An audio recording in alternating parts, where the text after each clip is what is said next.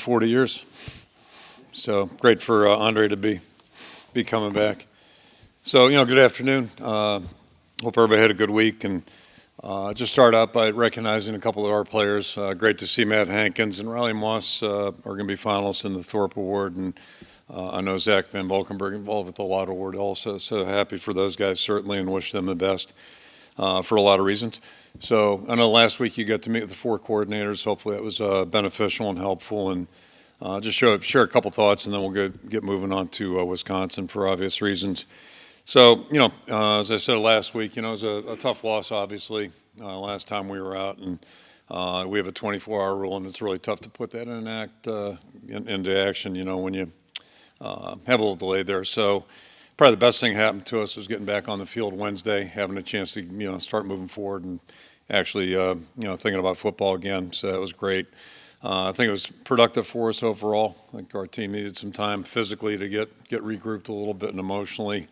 Tough 7 weeks for all of us. And, I think overall, as I've been saying, we got a pretty young group of guys. And I think, this was really important for them to regroup. You think about last year, we only played 8 games. A lot of just, irregular things last year. So good chance for everybody, I think, to get back, get their feet back underneath them. I think we've seen some growth, and I'm optimistic there's more to follow. So that's really, where our focus is right now. As we sit here, we're 6-1 right now, going into the second part of the schedule here. Obviously a very important stretch for all of us. And you just look out there, I think last weekend's exactly what kind of illustrates what I've been trying to say for the last 7-8 weeks is, there's a lot of good teams out there, a lot of competitive teams out there, and games get decided on Saturday. And that's what it is. And everybody wants to predict them, but it's not that easy. Again, last weekend was a really good example of that. I think good illustration. I think that's what we're looking at now. There are a lot of good teams in our conference, and it's a 5-week stretch, and really that's where our focus is right now. What can we do? And most importantly, obviously, at this point is this week. So shifting into that, playing Wisconsin, our captains this week will be Tyler Linderbaum, Matt Hankins, Jack Kerner, Spencer Petras, and Ivory Kelly and Martin. We'll have 5 of them this week. Riley will not make it. He won't be ready to go, and Deontay Craig looks doubtful unless something really special happens there. So we're probably looking at least another week with both those guys. Talking about Wisconsin, first of all, it's a trophy game. It always starts there. A lot of respect, certainly, for what Coach Christ and his staff have built up there, what they've done, how they've played so consistently for so long. And, Paul's done a great job since coming back. Went to school there, has been in that program, certainly understands the DNA of the success that they've had. And when you watch this football team, it's what you'd expect. They're a big team, physical team, athletic team, very aggressive, play outstanding defense. Offensively, really starting to hit stride now. Last week was certainly, I think, a big week for them. And, just like you'd expect, that they want to feature the run. They did a great job of that last week. 2 really good backs, and they're very good up front. Got veteran receivers and tight ends as good as you're going to find. So really good there. And then they play hard on special teams, and they play really well on special teams. So, it looks like, they're hitting stride right now. Really a good football team, and it's going to be a big challenge for us. Certainly a trophy at stake. That's important. And all in all, just good to get back on the field and start competing again. So we'll look forward to that opportunity, that challenge. And our kid captain this week is Madison Williams. She's a 9-year-old from Carlisle, and 9 years old and already, had 19 surgeries. So certainly a really great story, and glad to have her honored this week as the kid captain. And I'll throw it out for questions. You said that throughout the year that from the outside looking in, there are problems with the running game of the offensive line. You didn't look at it from that lens. When you had time to go through the bye week, kind of what did you see when you had a chance to look at the first 7 weeks, and how much growth has that unit made from then to now? Yeah, I think it's pretty much where I left it a week ago Saturday. We're doing some good things. We had some really clean runs the last couple of weeks that were very well executed, and what we hoped for, and some really positive gains. But too many inconsistencies, and that's always a challenge offensively, because it really does take all 11 to have good execution. Defensively, sometimes you can get away with a mistake, and if they don't catch you at the right spot, it really isn't as notable. But certainly, tends to be in the running game. Then, even compound that, you might have a good 5-7 yard gain and somebody doesn't get a block downfield that is doable. And then, now you're eliminating those plays that might be 15, 20 yards or even beyond that. So those are the battles we're fighting. And, we're still young. We're still inexperienced up front. That's probably our biggest challenge, I think. You look at it coming in this season. I got as good a center as there is in college football. We had 2 other guys that are pretty veteran, but both those guys have been limited by injury. And the good news is they're working their way back, and hopefully this 5 weeks they'll be full speed, and that'll help us. But we still got a lot of young guys working. But the good news is those guys have a chance to improve more dramatically than a veteran player typically. So that's the race we're running, and hopefully we can take a step forward this week. It won't be easy. These guys are really good on defense, and the run game especially, where they average like 55 yards a game. So 200 is probably not realistic, but we have to run the ball effectively to have a chance to win. How helpful has it been to have Tyler leading that otherwise inexperienced offensive line group? Anytime you have Tyler's just an outstanding player, and no matter what position, those guys are really special, so it really helps. And with our youth, and again, having two of our veteran guys miss some time, somebody's got to really help kind of lead the way, and he's been great that way. He's a really encouraging guy and says what has to be said. But the biggest thing is I appreciate is just the way he does things. I mean, it's first class all the time, and just top effort all the time, and that's even in the spring. I mean, I can't remember him having a bad play, let alone a bad practice in the spring. So that's what you hope, you have good players like that around the whole team, just to help everybody kind of elevate their performance. Do you anticipate continuing a rotation, especially at guard, or do you think you'll kind of slow that down now in the last stretch? Yeah, I mean, we'll see how it plays out. The other thing that factors in when guys are hurt, their conditioning level is not what it should be or could be. So that's the importance, the value of being able to practice and just build up that. It seems like the term right now is callous. I've heard that one on the radio a little bit. I like that. It's good. So anyway, but you know what I'm saying, just being game ready and all that type of thing. So we'll gauge it, but I think we're gaining ground. I'm optimistic there, and that'll certainly help us. And the good news is that some younger guys are getting really good experience, and we're seeing good things with them too. So we're just going to keep pushing forward. They're going to be fine. Do you think that everybody's kind of set in their positional groups? Like you wouldn't see Cody Entz, for instance, go out to right tackle. No, yeah, I think we're pretty much where we, kind of in the right sections, and it's just a matter of, how many snaps they can play per game and all that. Yep. When you saw how Wisconsin prospered on both sides of the ball against Purdue, compared, starkly to you guys the week before, what particularly struck you about what Wisconsin was doing and how it applies to what you have to do against them? Well, I don't want to speak for Paul, but I mean, if they played like that every week, they might be 7-0. The teams they've lost are really good teams, so you got to factor that in. They played, just watching the tape, to me, pretty much flawlessly the other day.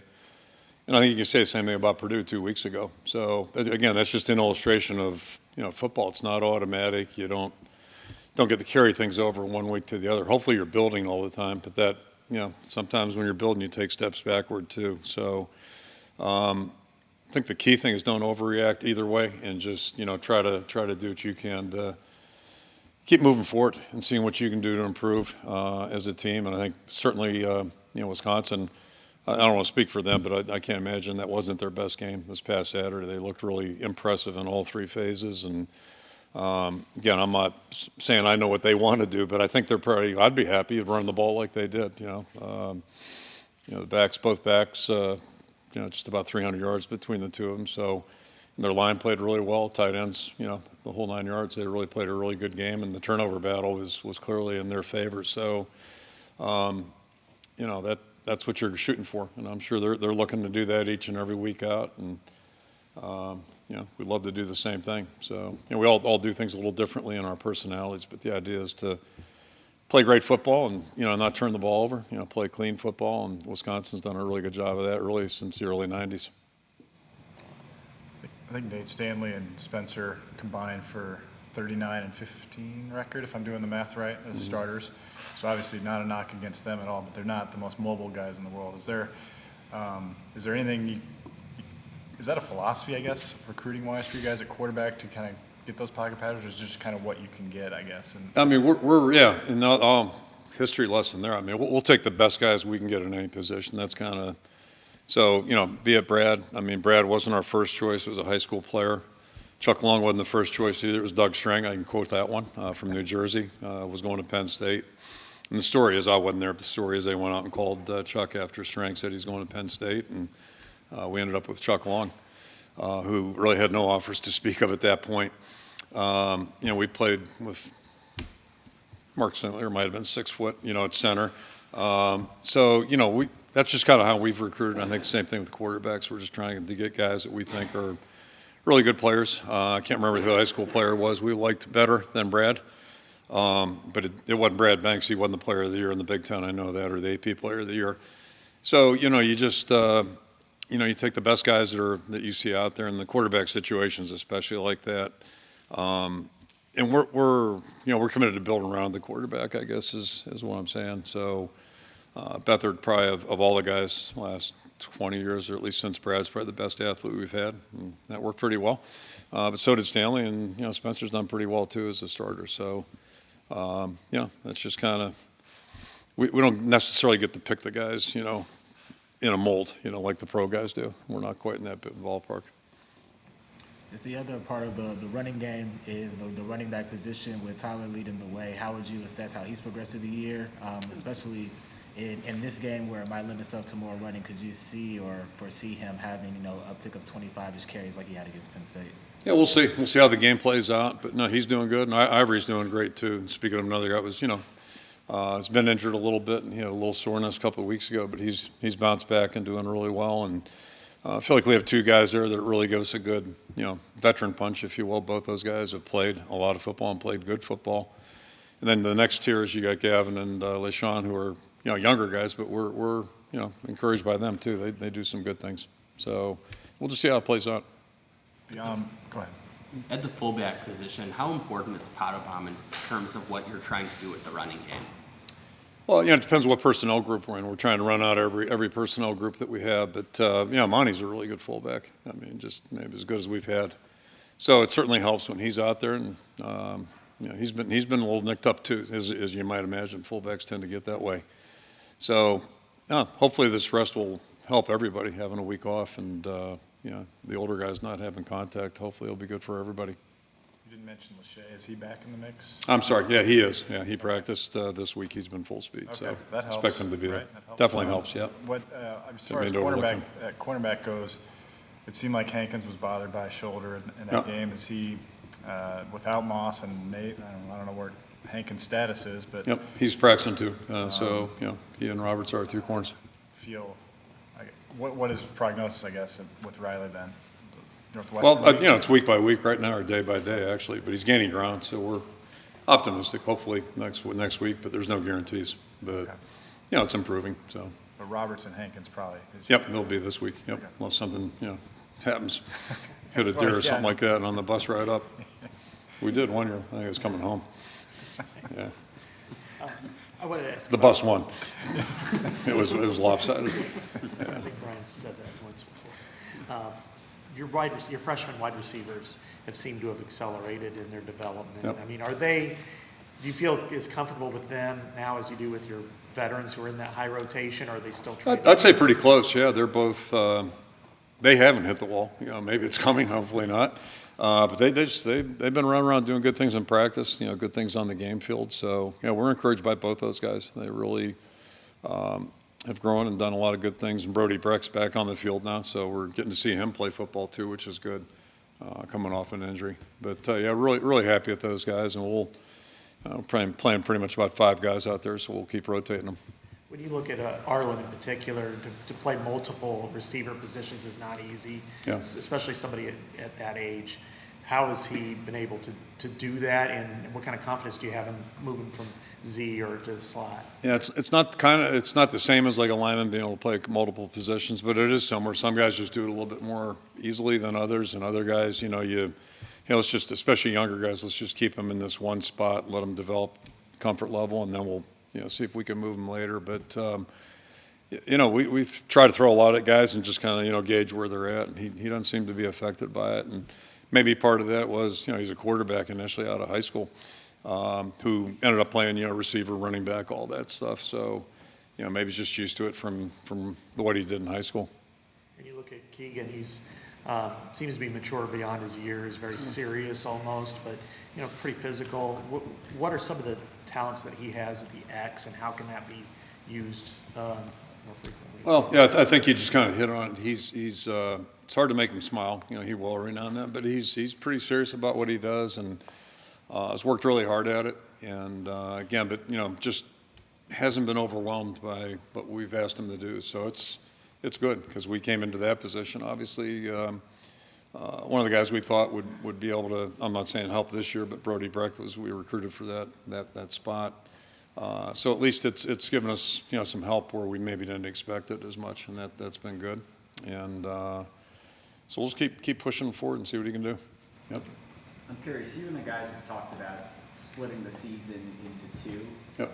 Now that we're actually here, how does this kind of, today and the last week or so, how does this feel like the beginning of the season? In what ways, and in what ways is it a little different? Yeah, it was good to get back to work Wednesday. That was really our first day on the field with everybody. So that was good, just to it's like anything, and especially after a loss, it's just, there's nothing that makes you feel much better. It's just a sour feel until you get on the field and actually start, not only thinking about moving forward, but actually doing something to help move forward. So, and that, it wasn't real scientific, but it's just the way our season fell out this year. So we just talked to our guys in camp right at the end of camp. Hey, it's a 7-week block. Let's see what we can do.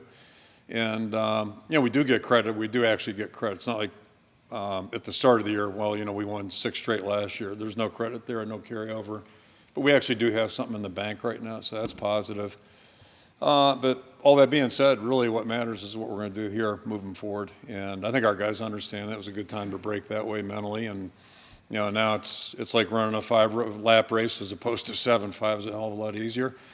This is like a 400, I guess, right? Which, believe me, I never ran track in high school, but it's basically you run as hard as you can for the whole race, and that's where we're at now. Like, you just full speed ahead, and then we'll see where we're at when it's all over.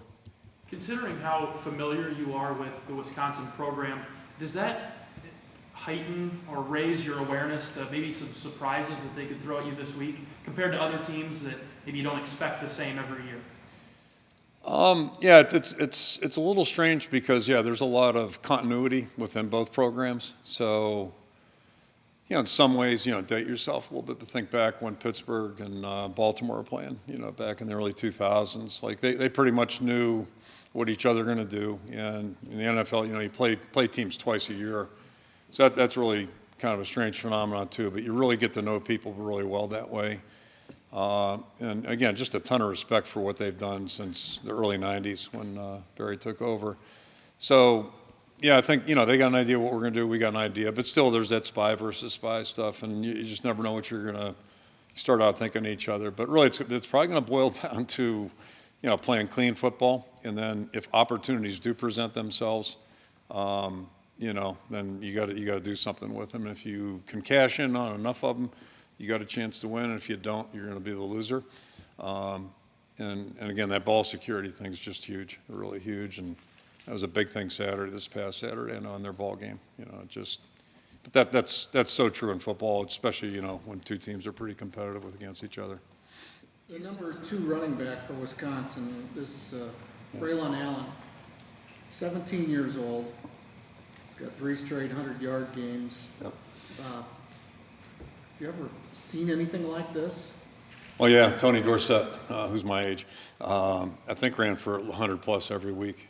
First year in college, weighed about 165 pounds maybe at Pitt. Like, that was 73. So it doesn't happen often. We just got done talking about Keegan's maturity, and I think, certainly you'd say the same thing about this young guy.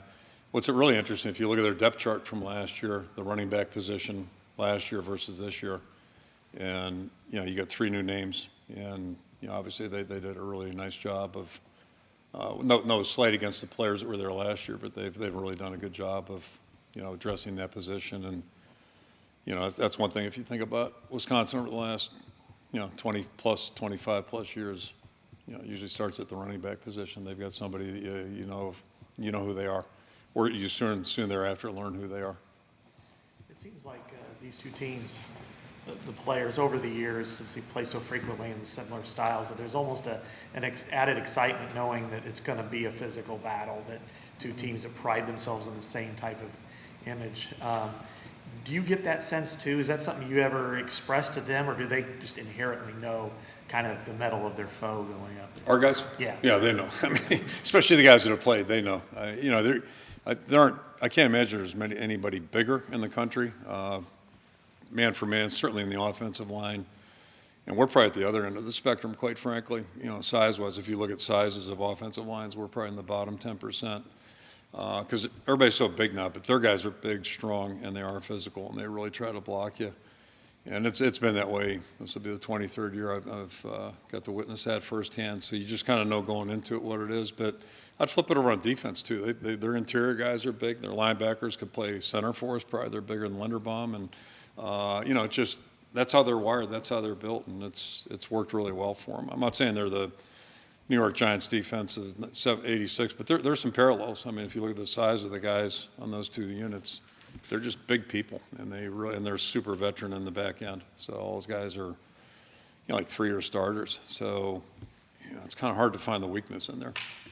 Do you sense that there's an added energy just because of that physical nature? Yeah, because you might get run out of the stadium. You know, if you're not ready to go, you know it's going to be a battle, and that really.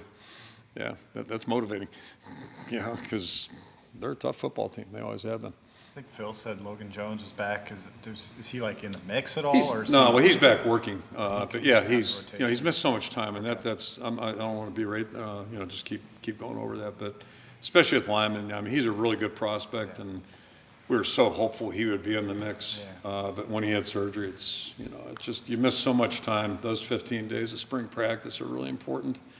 Especially in the lines for building guys. And, you know, so, yeah, he's a really good prospect. We love having him out there, but it's just good to have him back out there. He's not quite there yet. Did you mention Ince? He was out last time. Yeah, he's practicing right now, so fingers are crossed. Yep, hopefully he's doing a little better. I think that week will help him a little bit. Yep. In line with what you just said about how big they are, especially on the offensive line, kind of what do you foresee in terms of challenges or keys to stopping that rush offense and at all three levels of defense? And does it help coming off of a bye week that they, you know, are able to be fully rested for this upcoming? Yeah, that'll help certainly. But that's, you know, if you're a fan watching, like I don't know how many, I think they were credited for 10 throws Saturday. So, you know, a lot of fans don't appreciate that. But I think if you watch the film, it's if you understand the pressure that they put on you, you know, because they're just coming at you, they come at you, and then all of a sudden one of those things. And I'll fully admit, like, I'm not a great fan, TV fan, so I was kind of doing some stuff at the counter. Purdue punted the ball down there. They had the ball down in terrible field position, so I put my head down. I was doing something, and I popped back up. Next thing you know, it's like on the 25 or something like that at the other end of the field. I'm like, how'd that happen? Well, they hit a 70-yard run right down the right side. And I saw that on film. Okay, so I mean, I didn't see it on TV. But I'm trying to figure out how the hell the ball get down there that fast, and that's what happened. So my point there is, like, you know, they just run it for 2, run it for 3, and then all of a sudden there goes that one that somebody doesn't fit where they're supposed to fit. And these backs both find it really well. And, you know, you got to tackle them too. And that's the next play, I think it was, or at least when they scored the touchdown. Purdue had it defended, but they couldn't tackle the back, and the guy's in the end zone. So 2 plays. However many yards it was, you know, 85, 90, doesn't matter. You know, just that's the pressure they put on you, and they love that game. I mean, they just love to, you know, make you feel that pressure, and then they're going to mix some passing with it too to make you know, you just can't sell out totally. So it's a different kind of pressure than like somebody that's just throwing the ball every 23 seconds, one of those deals. That's hard too. So it's just a different way of, you know, trying to torch you, I guess. You've dodged overtimes this year, but what did you think when you saw the Illinois-Penn State thing last week? That was one of those things you couldn't take your eye off. Okay, I didn't look down. I did watch, and my first thought was, I had 2 thoughts, 2 prominent thoughts. I'm not so sure I'd buy this new rule change, first of all. I mean, I'm not sure I liked what I was watching, but then the other thing I was amazed by, there were no commercial breaks. You know, so they went from here to there, and down there, and back and forth like a tennis match, and like, you know, those commercial breaks are excruciating, aren't they? I don't know if they're as bad for you guys as us, but there were none. So I thought that was kind of interesting. Those are my two observations. Did that seem like any way to decide a winner No, of a game? not for me. I mean, you know, and I haven't watched a hockey game in 10 years probably, but like the shootout stuff, I'm not a big fan of that. You know, you play for an hour, you go back and forth, and then, you know, it's like shooting a free throw thing at the carnival or something, right? The state fair. You get a Cupid doll. It just, no, I'm not a big fan of that, but I don't think anybody asked about that one either. That and election day. Save that one for next week. You don't have to take a day off next week, do you, for election day? I think we do. Do you? Yeah, For local school I boards? think we do. Yeah, dog catcher and tax collector, all that stuff. So I'm Who pretty you sure. Vote for Phil for dog catching? I like dogs now. I wouldn't do that. How does that throw things off when you don't have that Tuesday to practice? We'll cross that bridge next week, but it's just, you know, I get it. You know, I know there's a presidential election. Thank God we're 3 years away from the next one. So, you know, but yeah, I mean, it's just, yeah, we'll save that one for next week. Hopefully we don't have to address it. Coach Leach down at Mississippi State despises candy corn. We're getting to Halloween season. Yeah. Are you in the same idea with that, or what's your maybe top 3 ranking for Halloween candies? Yeah, you know, I'm not that colorful. Yeah, so. You call him Coach Leach colorful? Yeah, I mean, he's a fascinating guy. I highly recommend his book. But you know, I'm thinking about Wisconsin's line right now, and you know, that ain't candy corn. I know that. So yeah, we got some. We'll see what we can do. Okay, thank you. Thanks.